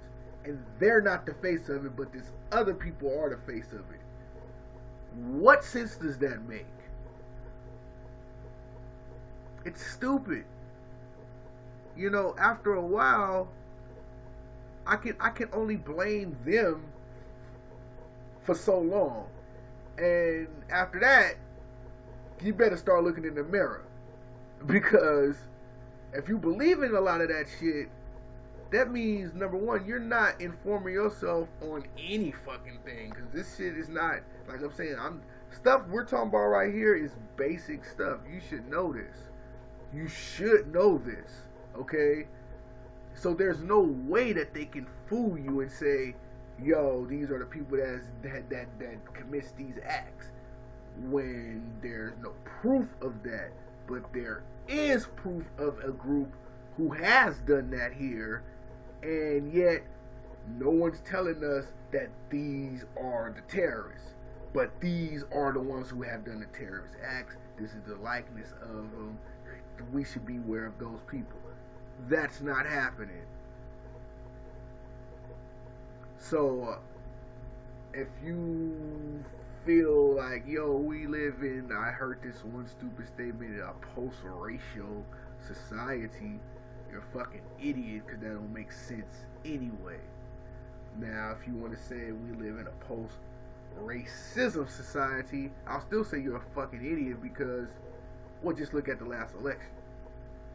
I mean, seriously? You think these people voted for him because they wasn't racist? because he didn't give them no policies. So what the fuck were they going off of? That's just the facts. You tell me what policy he gave you if you live in a rural area. You tell me the policy he put in place or he sold you on that says, hey, you know what, I need to roll with him. There isn't one. He still hasn't even presented that shit.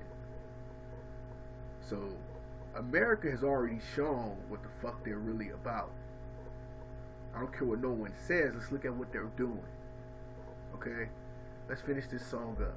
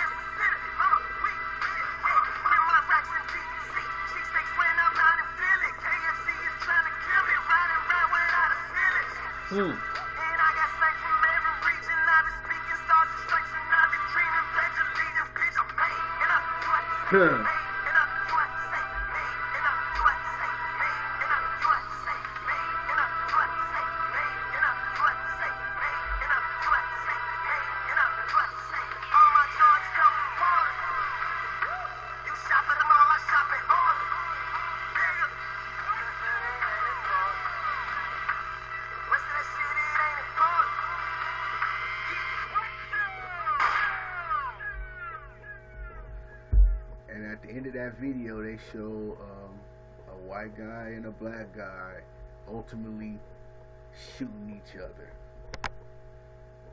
That's the end result. It's funny because one thing me and my brother was talking about last night was talking about the word nigger, right? And we were talking about it in reference to class, not race, because a lot of the Irish they were called niggers too, based off of the class that they were put on. You know, and I did a video before. We better start understanding classism is a big thing and it is an absolute real thing. Okay? Eugenics and all this stuff. This is just not put on black people. It's put on poor people, period. Okay? Understand that, please. And that's Lupe's newest, one of his newest songs on his new album. They ain't telling you that shit. You have heard Humble, you've heard Loyalty, and all that other shit that Kendrick made, right? Shit is poppy shit. It's not conscious.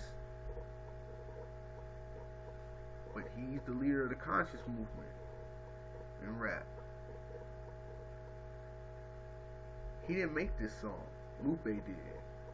You feel me? And this is what that's what I'm telling you. You gotta start, if you're gonna listen to this music, learn how to listen to it. Learn how to decipher the shit. Stop going to people and they don't even know what the fuck they talking about and they telling you something. Kendrick, J. Cole, they are not conscious rappers. They are pop artists. That's what they are. Okay? Straight up and down. I don't give a fuck if now you don't comb your hair and you're not dressing in the so-called name brand shit. That's nonsense. Let's look at the content of your songs. Let's do that. What's good, man? How you doing? I see you. Blessings. Many blessings to you too. So I wanted to touch on that. I wanted to take you down Lupe land and pretty much show you real conscious music. Somebody who's really talking about issues that it affects us all, and it shows a division. You know, I'm not finna sit here and tell y'all I'm not the one that we are the world and we all united. That's not me. That's not my character. I'm not gonna lie to you guys about that. But I'm gonna tell you guys the truth. It don't matter if you're black or white to a certain degree. If you're not on a certain level of class, your ass is finna get destroyed too. And we better start understanding that, and we better start listening to these artists that's actually telling you this shit. Okay? Stop listening to More Life and that bullshit that he can't even write. Stop listening to the damn album and he telling you, well, yeah, man, it was meant to listen to from front to back, when Lupe did that shit 3 albums ago. And motherfuckers think that's like revolutionary. It's not. It's not. You know? And if you come to the channel, like I said, I invite anybody who come to the channel. I like having conversations about this. That's what we supposed to do. I'm not saying what I'm saying ain't the absolute truth. What I'm saying ain't the only opinion. I want to hear you guys' opinion. I want y'all to say, no, here, put this Kendrick verse up and match it, so we can all sit down and dissect it and do it together and learn how to listen to this stuff together. Because until we start doing that, we're not gonna figure shit out. We gonna all have these weird separate viewpoints, you know, and we're gonna use it against each other. And that's not what rap music is really about. Yeah, hip hop and the hip hop industry, because that's where the word hip hop is a industry term. That's no word to really say true rap. Rap and rappers, they're the artists. That's what they are.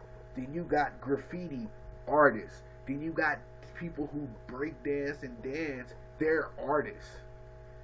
Okay? When you're rapping, who the fuck's talking about I'm hip hopping? That sounds stupid. If you're doing graffiti, who's saying I'm hip hopping? That sounds fucking stupid. If you're breakdancing and dancing, doing your moves, who say, well, I'm hip hopping? That's stupid. That's a fucking industry term. Stop letting them tell you dumb shit. Okay? The word hip hop is an industry term, and it's used to sell rap music. It's used to sell graffiti artists. It's used to sell a particular type of dance. That's what the fuck it is. Okay? So when you start hearing these motherfuckers, like even KRS-One talking about hip hop and shit like that, they're fucking bought and sold already. That's an industry term. That's a term that's used to sell shit. Okay? So that's why I don't talk like that. I listen to motherfucking rap music. That's what I listen to. I listen to rappers. That's what I listen to. I don't know what the fuck. I don't listen to hip hoppers. Who is that? That don't even make sense. That's dumb as hell. Okay? Stop letting these motherfuckers defy your way of thinking. Stop that shit. Start thinking for yourself. Lupe got ousted, but this is the shit he's making. He got another cut on this album that's crazy. This shit right here. And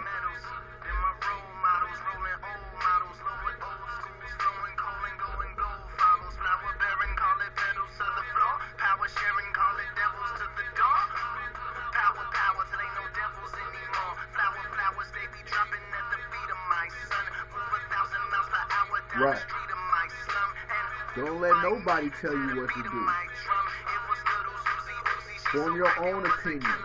I'm just here giving you some my opinion based off of certain facts. Look them facts up. See if they check out. And then form your own opinion. Have your own mind. But base it off of facts. That's all I ask people to do. I don't.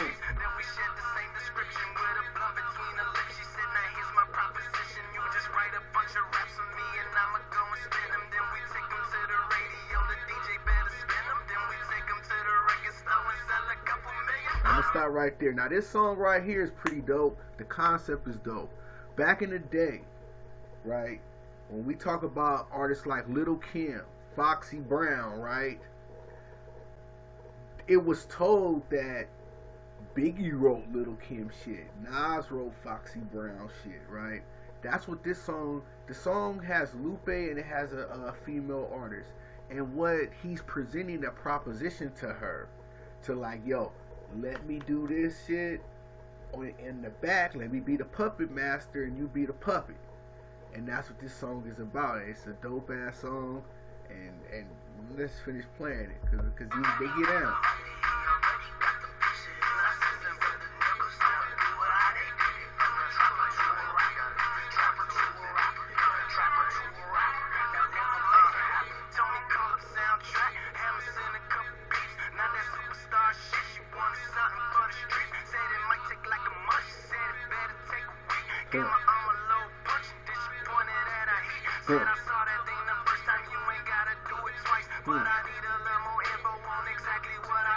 Some details about a female, about your life and what you like. She said my life is like a bitch, and I'm just like my life. Then pow, pow, pow, pow, pow. Yeah, them niggas started busting like the boy got was soap, and then we had overcome. She said nigga hit the gas, went from 0 to 100. Now we running from some killers. I was so sick to my stomach. She was hanging out the window with that thumb, but she was dumping. Had a look upon her face that made me think that she was coming. Swerving, jumping, curving, ditched the whip and started running. Tried to jump over a wall, but it was a little too tall. So we took behind the bush, and that's how we got. I don't know what you asking me to look at. I don't have a problem with looking at something. What is it?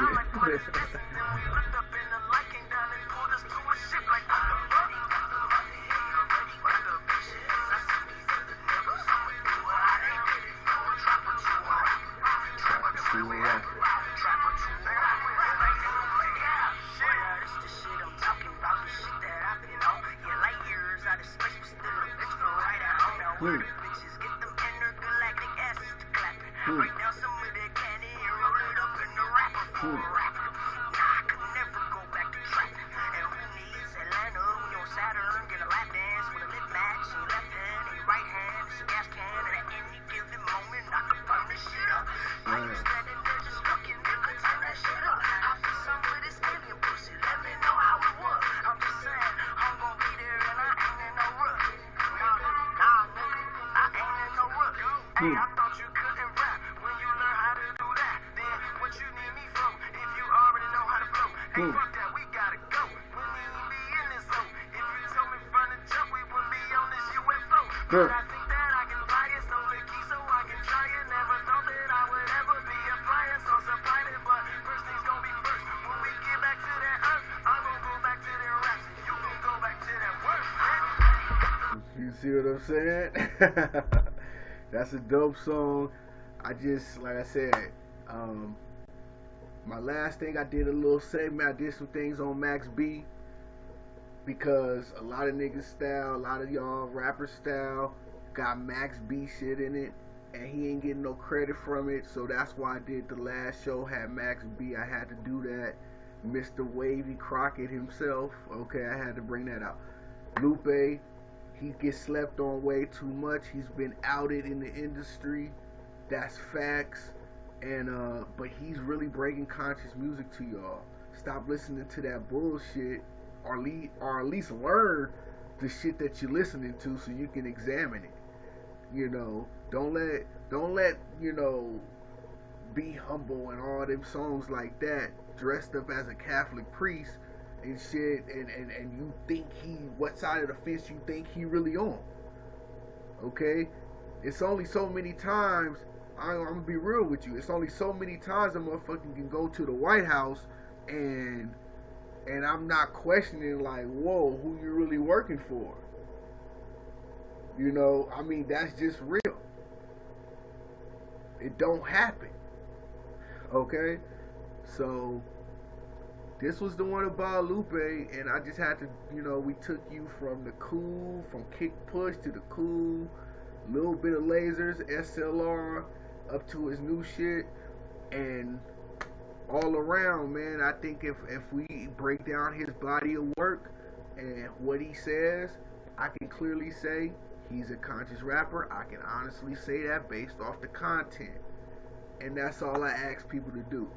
If we want to start talking about MCs and putting them in categories and shit like that, well, let's do it based off of what the fuck they actually say. Stop doing it by some, I don't even know who sets these categories anymore. Who the fuck is doing that? Because if it is, Drake ain't a rapper, period. You know what I'm saying? So he shouldn't even be in that category. I don't know who's doing this shit, but we better start doing it ourselves, and at least having the capacity to do it ourselves mentally. And that's what I like to do on my channel. I don't mind having dialogue with any of you guys. I can learn from you guys, and as well as you can learn something from me. I don't put myself out of that loop of learning. I don't know everything, but you better start knowing what you think you know. At least do that shit. If nothing else, know what you know. Okay? So that was the Lupe episode. When I go to on Tupac, I got a Tupac thing that I'm gonna do. Okay? And yo, it's not based off, it's not really, I'm not finna do this like, I'm not gonna go chronicle his music and break down him like that. That's not what the Tupac thing gonna be about. I'm gonna show you guys, I'm gonna present a theory to you guys about Tupac. And the theory that I present to you is gonna be based off facts. That's what I do. I base my opinions, I base my beliefs and things that I say off facts that I can present to you. That's what I do. And I'm going to present those facts to you, and I'm going to introduce a theory about Tupac based off of those facts. And then when you get them, you can base your opinion on it, and if you think it's bullshit, by all means think that. But I'm going to give you the facts. I'm going to give you my theory based off of those facts, and I invite you to have that on, to have your own theory on it, to disagree, and we can have a dialogue on it and have fun with it. But when I give you this shit about Tupac, it ain't what you think. I'm just letting you guys know that right now. You ain't never heard this shit nowhere. You ain't never heard what I'm going to tell you and my theory on Tupac Shakur. You ain't heard it nowhere. You can go look, you can Google it, you're not going to find it because it ain't there. Okay? I know for a fact it's not there. Once I put this shit out, yeah, a motherfucker's going to get it and they going to, you know, do whatever they want with it. But it ain't out there yet. And it's going to be pretty interesting. And it might change your outlook on Tupac. Because when I present it to you, it's going to give you a moral conflict. Especially if you're from, you know, an inner city. It's going to really test your moral judgment and what you really think and what you really stand for. It's going to really test that. So I think we're going to have a lot of fun with the Tupac episode. The media, very funny picture, Tupac parody. Oh shit, I'll check that out right. Let me check out that. I'll check that out right now. But it ain't that either. But yeah, let me check this out. I'm just copying this.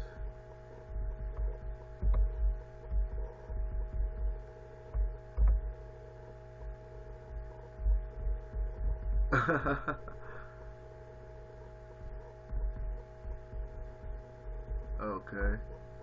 I see you. Alright, let me check this out. You just sent me some shit. I'm gonna check it out real quick. That's the fun part about it. You know, for me, that's the fun part about it. There's some shit I don't know. Let me check it out. Check out the ladies. I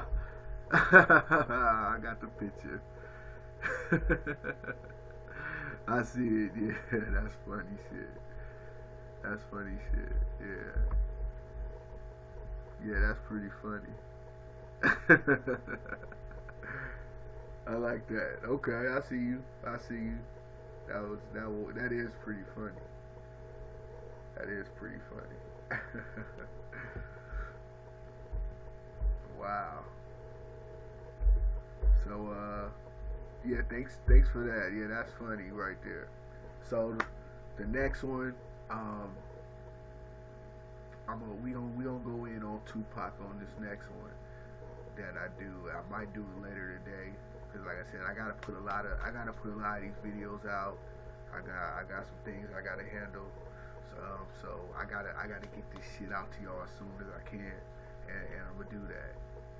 But the Tupac thing is very important, very sensitive stuff, and the theory is, like I said, it's something that you ain't heard before, unless you know me, because I've kind of did a little case study where I threw this out to a few people on my Facebook page and personal texts, just to see what people would think. But now I'm gonna throw it out to the world, and let's see what the world got to say about it. If you get on YouTube, go check out Info Minds. He does a brilliant series called Rules of the Industry. Okay, I'm not affiliated with him in any type of way, but I like his videos, and they're very informative, and he's very thorough on how he gets his information and how he presents it. So check out Info Minds. Doc Hicks, he's also pretty good at that. Personally, I go to Info Minds more than him because they do different things. You know what I mean? So check those out. YouTube, YouNow family, I thank y'all for coming, checking this out. Shit turned into 2 hours. I didn't think it was gonna take that long, but we never know the truth, how long it's gonna take for the shit to come out. But I thank y'all for coming. People on Facebook Live, thank y'all for checking it out. And that's pretty much it. The next episode, we will get into Tupac, and that shit is gonna be fun.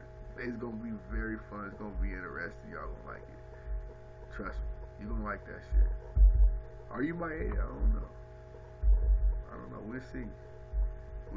But it's definitely something. It's definitely something that's gonna make you think. So I'm out. Peace. I'll see y'all on the next episode.